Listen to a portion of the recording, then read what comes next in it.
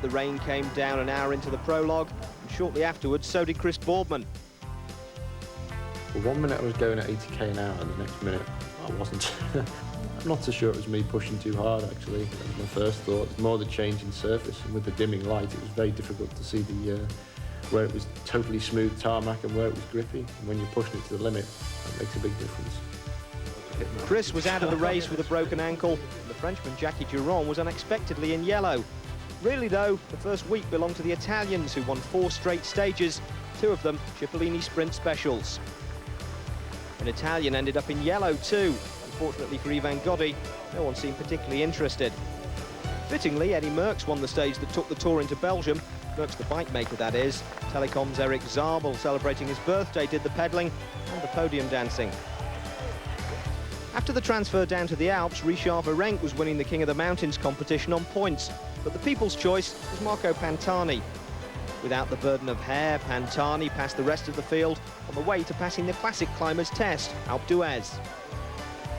On the road to Saint-Etienne, Britain's Max Chiandri and Colombia's Hernan Buenahora shared the workload for 25 miles. When it came down to the last 100 metres, Max wanted to be alone. The next day, the French fans got their first Bastille Day winner in 6 years. Laurent Jalabert extended his lead in the green jersey competition.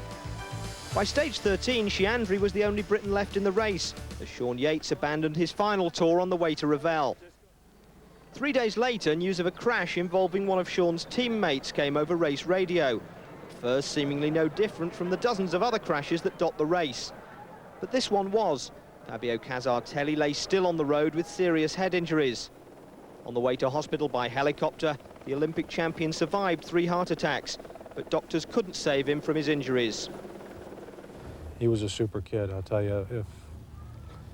When you think about somebody that was a champion and someone that was had great character and someone that you were proud to be associated with, I think you were talking about Fabio Casartelli. The following day, the peloton paid its respects.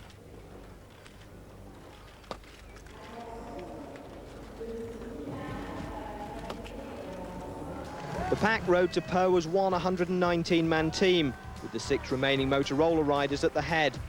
The first man across the line was Casartelli's roommate, Andrea Perron. 2 days later, Lance Armstrong paid a personal tribute, with a stage win in Limoges powered as much by emotional as physical strength. Yesterday, of course, the strongest man in the Tour asserted himself in his speciality, just to underline the distance between the leader and the chasing bunch.